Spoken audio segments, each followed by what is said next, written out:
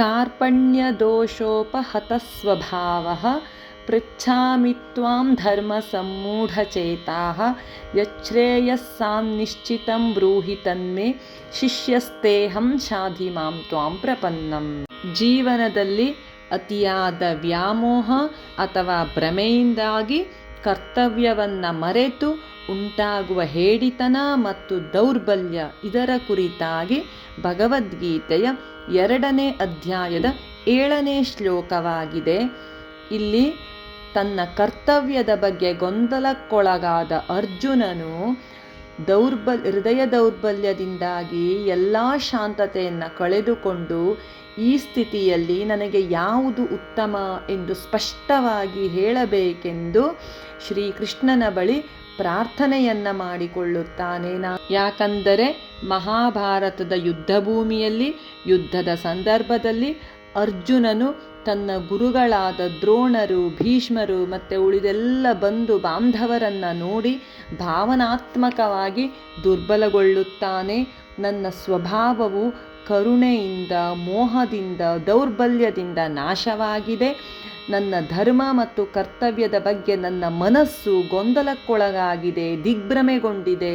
ಆದ್ದರಿಂದ ನನಗೆ ಯಾವುದು ಅತ್ಯಂತ ಶ್ರೇಯಸ್ಕರ ಎಂದು ನನಗೆ ತಿಳಿಸಿಕೊಡು. ನಾನು ನಿಮ್ಮ ಶಿಷ್ಯತ್ವವನ್ನು ಸ್ವೀಕರಿಸುತ್ತೇನೆ, ಶಿಷ್ಯನಾಗುತ್ತೇನೆ, ಸರಿಯಾದ ಮಾರ್ಗವನ್ನು ತೋರಿಸು ಕೃಷ್ಣ ಅಂತ ತನ್ನ ಕ್ಷತ್ರಿಯ ಧರ್ಮವನ್ನು ಮರೆತು ಹೆದರುತ್ತಾ ಅರ್ಜುನನು ಕೃಷ್ಣನ ಬಳಿಗೆ ಪ್ರಾರ್ಥನೆಯನ್ನು ಮಾಡಿಕೊಳ್ಳುತ್ತಾನೆ.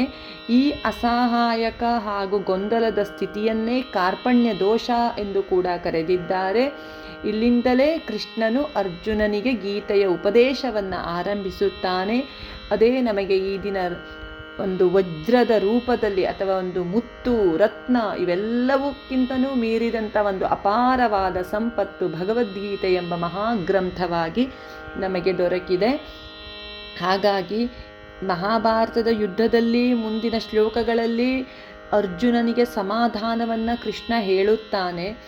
ಆದರೆ ಇಲ್ಲಿ ಅತಿಯಾದ ಭಾವನಾತ್ಮಕ ಪ್ರಕ್ಷುಬ್ಧತೆಯಿಂದ ಅರ್ಜುನನ ಹೃದಯವು ಅವನನ್ನು ಗೊಂದಲಕ್ಕುಂಟು ಮಾಡಿದೆ.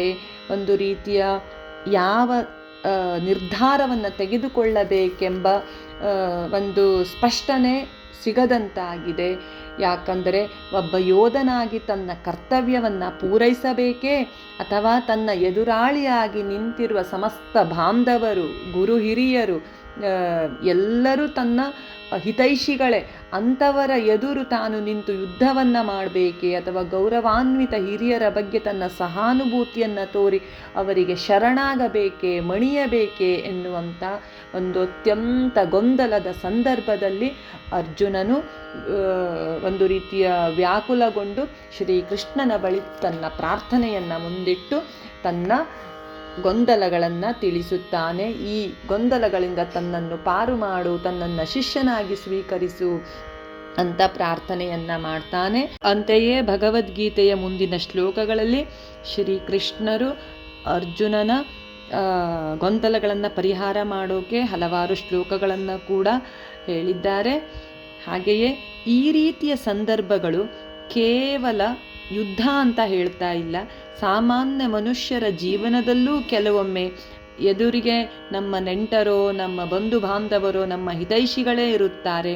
ಅವರ ವಿರುದ್ಧವೋ ಅಥವಾ ಕೆಲವೊಮ್ಮೆ ಈ ರೀತಿಯ ಕಠಿಣ ನಿರ್ಧಾರಗಳನ್ನು ತೆಗೆದುಕೊಳ್ಳುವಂಥ ಸಂದರ್ಭಗಳು ಬಂದಾಗ ಎಷ್ಟೊಂದು ಗೊಂದಲಗಳು ಸಾಮಾನ್ಯ ಮನುಷ್ಯರ ಜೀವನದಲ್ಲೂ ಉಂಟಾಗಬಹುದಲ್ವ?